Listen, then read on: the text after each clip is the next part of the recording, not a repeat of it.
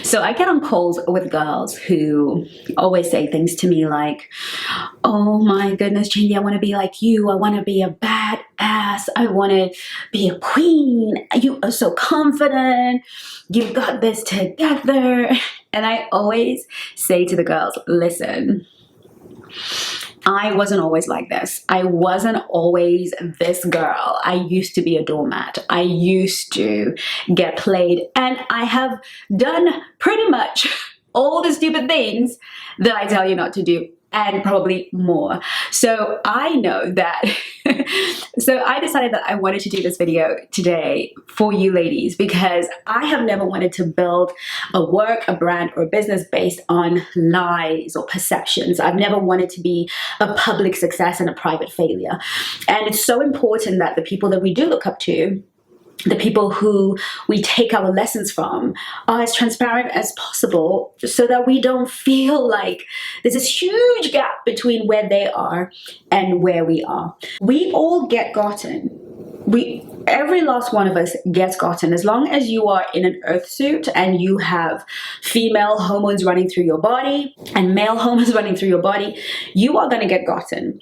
And I just wanted to be very clear that those of us who are experts in the field are not exempt from the dating relationship experiences.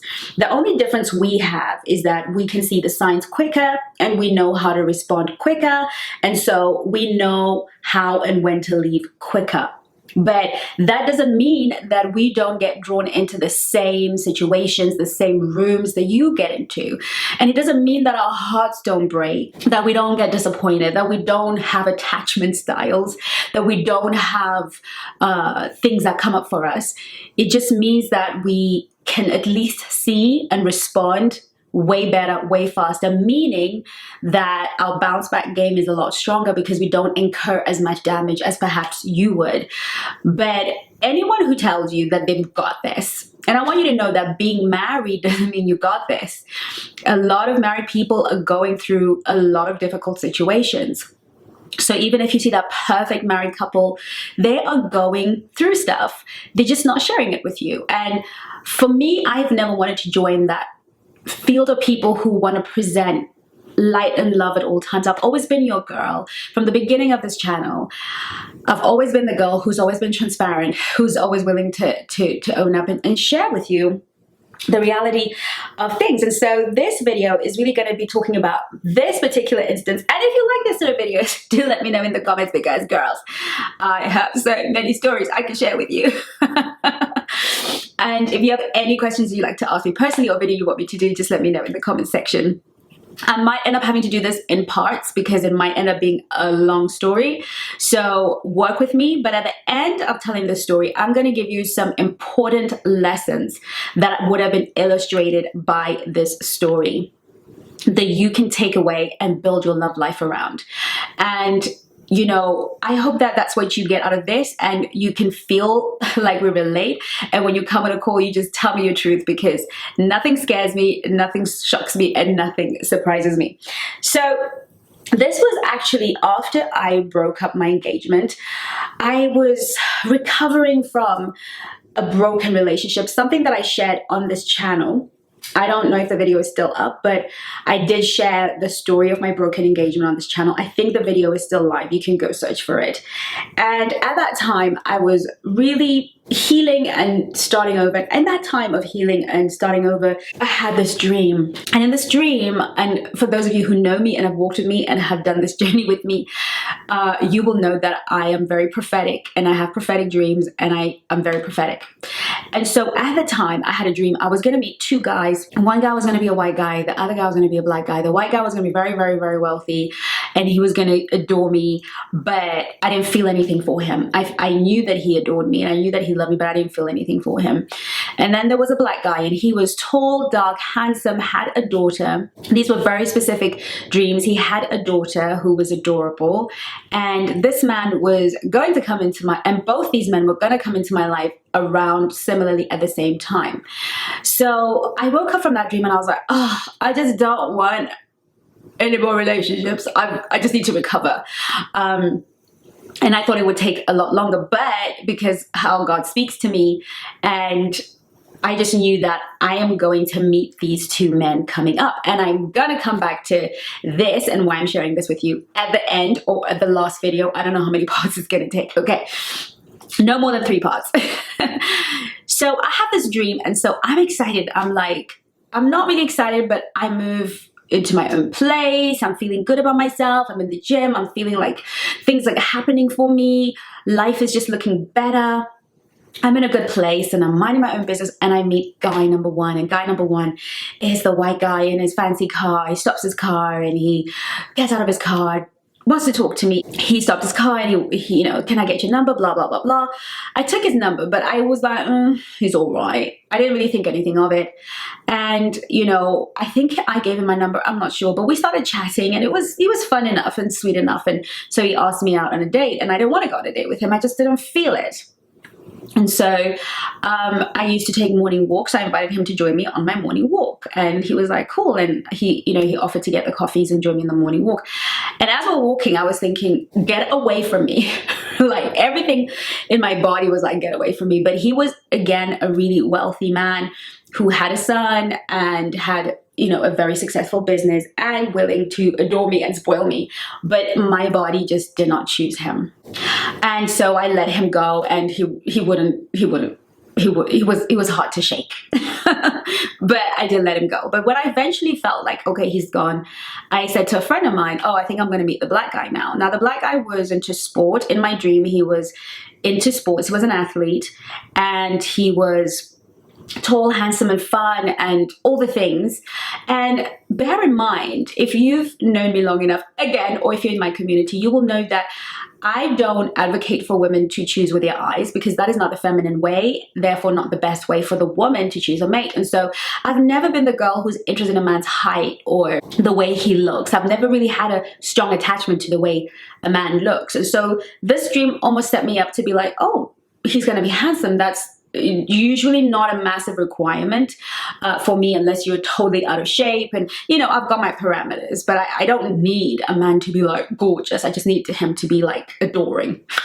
And I need to just feel that vibration. I need to feel like he can speak to my mind and all the things. But my choosing of a man is less material, less what the eye appeals to the eye. So I thought, okay, I've never really gone for or dated the guys I've dated have been very attractive, but they've never been conventionally model-esque attractive. So I'm saying that for a reason, because I'm going to come back and explain more about this to you. Okay, I'm going to teach you why this piece of information is particularly important. And so one day I'm minding my own business, and again I meet this god of a man. He's gorgeous. He's 6'4". I had really never been taken aback by a man's looks. I'd met a lot of good looking men, but I was never really that girl, because I'm very much in my feminine and I'm really drawn to a man who adores me. Did I say that already? Yeah. So I meet this guy, and usually I'm actually not interested in good looking men. Even when I was online dating, I'd be like, look, I would date you, but you're just too good looking. Simply because I know that good-looking men tend to have a lot of feminine energy. They tend to have I'm a prize mindset. They tend to have this chase me. They're very feminine. If you're dating a super uber good looking man, chances are he's used to being pursued. He's used to women that pursue him, and that is how he perceives himself as being lovable. So here's what happened. He asks me out on a date, and our conversation is really interesting. He's really very intelligent. He's giving masculine energy. He's giving leadership energy. He's breaking all of my ideas about, good looking men. So I'm intrigued, and he's very interesting. He's very clear. Oh, perfect. And he's ready to take me out on a date. And so I got caught up in a story that was fairy tale-ish in my head. And looking back and with the work with my therapist, I realized that he opened up an area that I had locked away and didn't even know was there. And we can talk about that at the end of the video. So here comes this gorgeous man who wants to treat me and take care of me, and he's just so grounded, and he practices semen retention, and he's disciplined, and he's an athlete. He was an ex-footballer who was doing really well all over the world, and now he trains athletes, and everything about him just ticks all the boxes. And he was in a place in his life where he was shopping for a wife. He was like, I'm ready to settle down. I've been there, done that, worn the t-shirt, had the girls. I just want to get married. And you were just top notch. He was like, you are a class act. That's what he used to call me. Anyway, fast forward, we're in this solid, loving relationship. I am euphoric. Make note of that. Euphoria. Okay, I'm in this euphoric state. And he says to me, he got a job in Jamaica, where he is from, and he has a home there that he bought, and homes in other parts of the world. And so he was like, look, I've got my home in Jamaica. I've got a gig. I'm going to be training a team that I will not mention, because then, you know, you'll all go and find him. And this was a big opportunity, and it's something that he always wanted to be able to do, to train athletes in Jamaica. So why don't you come along? You know, because I'm going to be away for a month, and I don't want to be away from you. So why don't you come along? Because you can work from anywhere, and we can do stuff on the weekends, or when I'm not working. I'll take you here, I'll take you there, and my home is your home, and you can bring anyone you want to my home. My home is your home. Bring whoever you want, whenever you want. But, you know, so I thought, why not? I've always wanted to go to Jamaica. It was my dream, on my list of places to go. And here I get to do this with this man that I'm totally besotted by, right? So Prince Charming is everything. He flies out before me because he had to be there early, and I was flying out a few days after. So I fly out, excited. Oh, so exciting. I mean, it's the first time I have been away with a man, because I'm very, very strict, okay? Again, note, I'm very strict about my protocols. I'm very clear about how to behave. But that euphoria we talked about, okay. And I'm totally distorted, and I am excited. I've never gone out away with a man because, well, I only go away with men that I'm in a serious, committed, engaged relationship with. Like, I have very strict rules, but, you know, this man is our God, okay? He is built by the gods, you know. He could be a statue, right? He's just perfection. And so, and it's more the mental that made him even more perfect to me. So he's in Jamaica, and he is FaceTiming me every day, and he's like, baby, I miss you. I'm like, me too. And it's like, you know, and, you know, he was just so besotted. He'd be at work and FaceTime me, and I was like, oh my gosh, this is it. This is it. Finally, I've just broken my engagement to a man who was really nothing to look at per se. You know, he was the exact opposite of this guy. And I was like, oh, finally, the Lord has heard my cries. Okay. And I'm feeling good about that. And so I fly out, and here's where the drama begins. So I arrive at the airport, and I'm looking out for him because he was supposed to pick me up, and I'm looking in the crowd because he's pretty tall, and I can't seem to find him.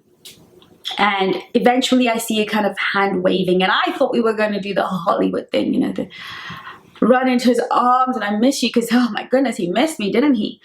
So he's very nonchalant. So I'm like, okay, because he told me that he'd gotten the cold, probably at the time, you know, he'd come up with something. I don't know what it was, but he'd come up with something. And, you know, he was like, he wasn't well, and he hadn't been able to go to work. So he seemed a bit nonchalant, I was like, okay, he's not well. And so I didn't get the big hug and the big hello and the big all the things. It was very cold, but it was almost chilling. And I was like, what's going on? And so we go to the car, and it was his cousin's girlfriend that was, that had driven to the airport. And I met her. She seemed very sweet. And he goes and sits in front with her. I sit in the back, and he's like, what do you want to eat? I'm like, what's going on? Like, you've never spoken to me like that before. So at this point, my spidey senses are like, something is really off. Why is he speaking to me like this? And I felt like, why is he speaking to me like this in front of his cousin's girlfriend? It just felt really odd. But he was like, this is Jamaica, this is not England. If you don't tell me what you want to eat, I'm not going to be able to get you something to eat, and blah, blah, blah. I was like, well, I've been on a 12-hour flight. I am exhausted. I really just want to sleep more than eat. So how about we just go home so I can sleep? Because I wasn't going to have the whole, why are you talking to me like that? So we get home to his place, and he's got guests. He's got all these people. And there's just all these people in the house. And they're all guys. And then we get in, and his cousin's girlfriend changes into something more comfortable. Okay. I go off and have a shower, and I knew I still had to come down and say hello to everyone. So I'm in a long backseat dress because I am an African girl, and you know, I am also an African girl, and I always know to dress a certain way when there are guests around, and especially if, you know, the cousin was there, his girlfriend was there, and I'm African, so we just dress, we cover ourselves up, and we look elegant when there are guests. So I came downstairs, and cousin's girlfriend was wearing tiny, tiny little red shorts and tiny, tiny top. I was like, okay, this is odd. But again, cultural difference. I'm super, super tired. I just want to be polite and then go off to sleep. When I arrived, the house was messy. It just felt like I was in the way. Like there was no sense of welcome. So I am having this cognitive dissonance between the guy I was dating for months, we're planning this whole trip is even to plan where we're going to live when we get married and all the things. Like he was so intentional, he's so focused, he had all these goals. So I don't understand what's going on because it's day and night. Now I say this as in the story, but looking back, the signs were always there. We're going to talk about that at the end. Okay, how we can see the signs in the beginning, how not to ignore the signs in the beginning. And so I came downstairs, and he said, oh, babe, do you want a smoothie? And he was really into his fitness and eating fruit. So I was like, yeah, that would be nice actually, because I'm not really hungry, but it would be nice, because I thought some tenderness would be nice. So he asks his cousin's girlfriend if she would like a smoothie, and she says sure, and asks his cousin and whoever else was there, fine. So he goes ahead and makes a smoothie, and he brings a glass and he serves it to his cousin's girlfriend first, which was odd to me. Would that not be odd? Yes. So I'm like, oh, okay. And they're kind of going back and forth, and they're having this banter, and I'm sort of watching all of it unfold, because one of the things about me is I'm very calm, especially in stressful situations, because it allows me to really zero in on an escape route, or to really figure out what's going on. I'm really into understanding dynamics when I'm in a room. So I thought, at this point, I'm really exhausted. There's a lot of cognitive dissonance. I'm experiencing conflict in my mind. And so I'm not trying to really make sense of very much. I just want to get through this part, go to bed, and wake up with a fresh mind. And so I just choked it up to, they've been spending time together with the three of them. They've got a rapport, and maybe he wants to make me a special version of it. Anyway, he brings my glass next, and I had a drink, and it was not very good. And the cousin's girlfriend was complaining about it, and he came and he was fussing over her quite a bit. So I'm not a jealous type of woman. I'm not really that kind of woman that's like, stay away from my man, don't be talking to my man. I'm not, if you want to be commenting, I'm not jealous. I don't have, no matter how much I like the guy, I don't have a low self-esteem to feel like other women are just a threat to my relationship kind of girl. So I wasn't, again, really putting much emotion behind it. Eventually I went to bed, and we woke up the next morning, and, you know, he made it clear to me, look, we're in Kingston, it's really unsafe. We were in a gated community. His home was in a gated community, and he's like, look, don't, please, whatever you do, don't go wandering off into the streets without somebody with you, because you could get robbed. And don't even step outside of the gate unless somebody's with you, because you could get robbed, run over, anything, because there's a lot of criminals around here. So please don't go out. So I was like, okay, sure, no problem. So woke up the next morning, and I'm starving, and I'm like, I wonder what there is to eat. I go downstairs, the fridge is empty, the cupboards are empty, and I'm like, this is really crazy to me, because I'm such a hostess, and this is not who he is. He used to cook food and bring it to me, like, because he knows my love language is food. So I was like, why are the cupboards empty? I just felt so unprepared for. But again, I'm not I don't fuss about stuff. So there was some fruit, I had that, and he was lying on the sofa. He was still recovering from his cold, and I just didn't want to be a bother, so I kind of left him to rest, and I went upstairs and just got on with whatever I needed to do. And that went on for 3 days. It was on the 3rd day that I realized I haven't eaten anything. I think my mind was just trying to focus, and I was like, I haven't eaten anything. And at this point, I'm in a really bad place mentally and emotionally, because not only that, but I'm feeling neglected. It's bringing up old wounds. I'm feeling neglected. I'm feeling abandoned. But I know the drama is never going to be the answer to the question, so I'm not trying to bring on any drama. And so eventually I'm calling my friends. I'm like, I can't leave to go and eat. There's a hotel, a Marriott, just literally across the road. And I was like, he's not well. I have been checking on him and he doesn't want to eat anything, but there's nothing to eat anyway, and I can't leave without him. I'm scared to leave. I feel stuck in this house, and I'm like in this anxious energy. So eventually I go downstairs and I'm like, I just get downstairs and I am just bursting into tears, because I had been almost nursing him. Like, he didn't want to eat, so nobody gets to eat, and he was yelling and screaming about the television, telling people, how come, send somebody to fix the TV and all the things. And I'm thinking, if I'm not allowed to get out, why aren't you sending somebody to get some food and bringing it so that we can eat? Like, I don't understand. Like, what am I supposed to do? He just behaved as if I wasn't there. So I thought, right, okay, fine. So I get downstairs and I'm like, babe, I am starving. And when I said that, it was like tears and tears, because at this point I'm like, it wasn't really about the food. It was the feeling of being neglected and being in this country far, far away from home with a man that I was convinced adored me and loved me, a man that I'd seen in my dreams. Make note, a man I'd seen in my dreams, a man that was supposed to be the answer, the compensation for what I'd been through with my broken engagement. Here I am with a man who is insisting we're going to get married and we're here to plan our future, and all the things that we had planned, I could see them all crumbling before me. And so I was just crying, and part of me just wanted him to see how much pain I was in, because one of the things with me is, because I'm so emotionally regulated and so much emotional control, people can feel that I'm stronger than I actually am. And I think he'd just never seen me being super vulnerable or that kind of vulnerable. But he got angry. He saw me crying, and instead of holding me and asking what was wrong, he got so mad. He was so angry with me. And I was like, I cannot believe you're angry with me for being upset that you haven't taken care of me. So his cousin and his girlfriend had left us to ourselves, and so at this point I am mad. And thing with my crazy is that it goes super silent, right? But the energy is unavoidable. So at this point I'm like, I cannot believe you brought me here.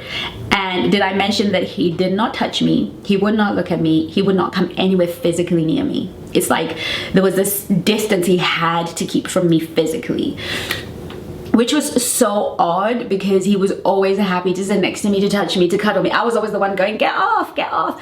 But in this instance, he's keeping this distance between us. And so I am like, why did you bring me here? This is so bizarre. If you didn't want me here, I wasn't trying to be here. We could have just done the FaceTime thing. What? So at this point, I am upset, I am angry, and I'm hungry.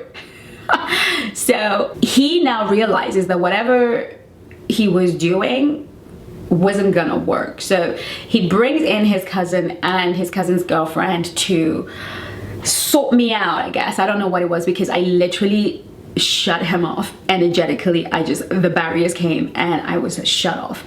And because at this point I'm thinking, when is the next flight out of Kingston? Because there is no way I am sitting through this. And so cousin comes back, girlfriend comes back, and the girlfriend is trying to talk to me and I'm not interested. His cousin is trying to talk to me, and I spoke to him. He was charming, he was a sweet guy. And with the girlfriend, I just felt like she was somehow part of this whole crazy stuff. So anyway, with that whole scenario, what happened was cousin tried to keep me happy, tried to take me places, but all I really just wanted was my man back. I just wanted the guy in London, and I was grieving this whole setup and trying to understand what was going on. Eventually, I spoke to a friend and I said, look, I can't stay here. I'm starving. So on that day, I think the day we had the disagreement, I just left. I was like, look, I'm either going to die of starvation, I'm going to die of being robbed, but I'm leaving and I'm going to the hotel next door and I'm going to get myself something to eat. And that's what I did. I left and I went to the hotel, got myself something to eat, and would go there maybe like a day or two, because it was kind of weekend and I couldn't arrange flights because my agent wasn't working or wouldn't have been around. And so I was like, I just need to survive long enough for Monday to happen. So I'm gonna wait till Monday. So I was out. I was like, right, that's it. I'm off to the hotel. And I did. I checked myself into the hotel, and